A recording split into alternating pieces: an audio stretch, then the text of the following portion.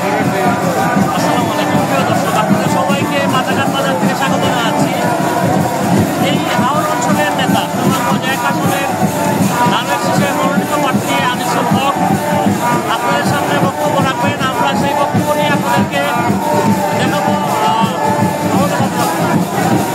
আমি কৃতজ্ঞতা দিতে আমি ধন্যবাদ আবারও জ্ঞাপন করছি আমাদের মা বেগম খালেদা জিয়া, যিনি বাংলাদেশের আন্দোলন সংগ্রামের হিসেবে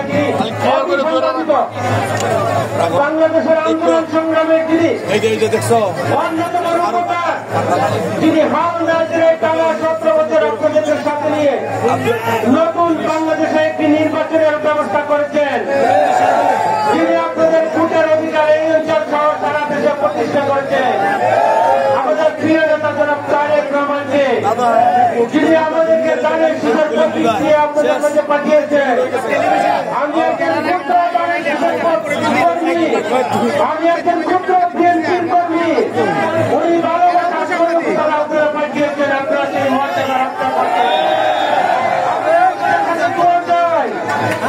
আমি আপনাদের কাছে দোয়া করি আমাদের মা বেগম খালেদা জিয়ার জন্য, যিনি অসুস্থ, আপনাদের সেই দোয়ায় সুস্থ হয়ে যাবেন আমি বিশ্বাস করি। আমি দোয়া চাই আমাদের প্রিয় নেতা জনাব তারেক রহমানের পরিবারের জন্য, যারা বিভিন্নভাবে নির্যাতিত হয়েছেন। ওনার ভাই কুকু প্রায় বিনা চিকিৎসায় মারা গিয়েছেন বিমানে আকাশে উড়ন্ত অবস্থায়। উনি সুচিকিৎসা পাননি, উনি ন্যায় বিচার পাননি, উনি অধিকার পাননি। আমাদের ভাই কুকুর জন্য দোয়া চাই। আমাদের প্রিয় নেতা জনাব তারেক রহমানের সাথে যারা রাজনীতি করেন, সারা দেশের বিএনপি, সারা দেশের সর্বস্তরের জনগণ, সকল শ্রেণী পেশা মানুষের জন্য দোয়া চাই। আজকের এই বিষয়টি আমার মা সকলের কাছে দোয়া চাচ্ছেন। আমার ভাই জনাব তারেক রহমান দোয়া চাচ্ছেন, বারবার দোয়া চাচ্ছেন। আমাদের মা বাঁচার জন্য আকুতি করছেন। তাকে নির্যাতন করা হয়েছে, তাকে কানা রুদ্ধ করা হয়েছে, তাকে করা হয়েছে। আপনাদের ভালোবাসে উনি ফিরে এসেছেন, আপনাদের সেই ভালোবাসে উনি বাঁচতে চান। আমাদের মা আপনাদের সুদিন দেখতে চান, আমাদের মা আপনাদের দোয়ায় মহান আল্লাহ রহমতে বাঁচতে চান, আপনাদের দোয়ায় বাঁচতে চান। আপনার দোয়া করে রাখছেন।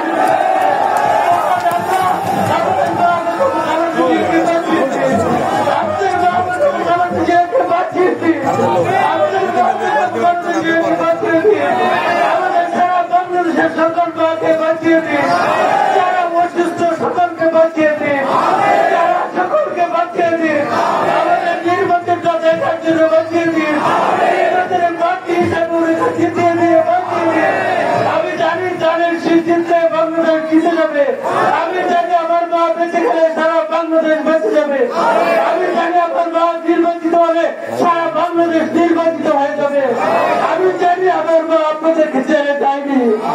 আমি জানি দীর্ঘ 17 বছর আপনাদের সাথে ভোগ করেছেন, নির্যাতন সহ্য করেছেন। উনার বাড়ির সাথে বাড়ির ট্রাক দিয়ে ওনাকে বের হতে দেয়নি। উনি আন্দোলন করেছেন, উনি বলেছেন কোন বাধায় আমাকে আটকাতে পারবে না, আমার কোন নিরাপত্তা লাগবে না, আমার সিকিউরিটি লাগবে না, আমার সাথে জনগণ আছে, আমার সাথে জনগণ আছে, আমার কোন বিপদ নেই, জনগণ আমার বিপদের তিনি পাশে থাকবে।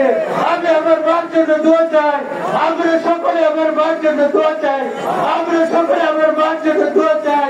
হে মহান আল্লাহ, হযরত মুহাম্মদ মুস্তাফা সাল্লাল্লাহু আলাইহি সাল্লামের কাছে লাখ কোটি দুরূদ ও সালাম পৌঁছে দিন। হে মহান আল্লাহ, হযরত আদম আলাইহিস সালাম থেকে শুরু করে যত গাউস কুতুব আউলিয়া আম্বিয়া উলামা কেরাম সহ যত মুমিনাত নরনারী যারা কবরে সজ্জিত, সকলকে মাফ করে দিন আল্লাহ। আমরা সারা পৃথিবীতে যত মাখলুকাত আছে, 18,000 মাখলুকাত, সকল মাখলুকাত আল্লাহ তুমি মাফ করে দাও, সকলকে মাফ করে দাও আল্লাহ। আজকে এই বিশেষ দিনে সকল ভাইরা আপনার জন্য দোয়া করছেন, আপনার জন্য কান্না করছেন। আল্লাহ আপনার কাছে পানা চাই, আমরা সকল জাতি তোমার কাছে পানা চাই। আমাদের এই অঞ্চলের হিন্দু মুসলিম ভাই বৌদ্ধ খ্রিস্টান আমরা সকলে মিলেমিশে চলতে চাই, সকলের অধিকার আমরা বাস্তবায়ন করতে চাই, সকলকে সাথে নিয়ে আমরা কাজ করতে চাই। আমাদের সেখানে ব্যবসায়ী, শ্রমিক, সকল শ্রেণী পেশার থেকে আমরা কাছে পেতে চাই। আমরা সকলকে স্বাধীনভাবে কাজ করতে চাই। আমরা এই দেশে আরো কর্মসংস্থান বাড়াতে চাই। আমাদের এই এলাকায় উন্নয়নের উৎপাদনের রাজনীতিকে আরো বাড়িয়ে দিতে চাই। আমরা আমাদের যোগাযোগ ব্যবস্থা, শিক্ষা, স্বাস্থ্য সকল মানুষের জীবন মান উন্নয়নের জন্য আমরা কাজ করতে চাই। অতীতেও আমরা কাজ করেছি, সামনেও কাজ করতে চাই। আমাদের মাকে আমাদের সাথে কাজ করার সুযোগ দিন, আপনাদের সেবা করার আবার সুযোগ দিন। আমাদের ভাই, আমাদের নেতা, আমাদের প্রিয় নেতা, শ্রদ্ধেয় নেতা, আগামী দিনে বাংলাদেশের যিনি প্রধানমন্ত্রী হবেন আমরা বিশ্বাস করি। যদি আপনি সেই বিশ্বাসকে কবুল করেন, আমাদের সেই প্রিয় নেতাকে আপনার প্রমাণকে দিয়ে সারা বাংলাদেশে সবার মান বানিয়ে দিয়ে সকল পরিবেশা মানুষের জীবনের মান উন্নয়ন বানিয়ে দিয়ে যারা সাংবাদিক ভাইরা বিভিন্ন ভাবে আত্মত্যাগ করেছেন, সুনামগঞ্জে, সিলেটে, ঢাকার, সারা বিশ্বের সকল সাংবাদিক ভাইদেরকে তাদের জীবন মান বানিয়ে দিন, তাদের গ্রহণযোগ্যতা আরো বাড়িয়ে দিন।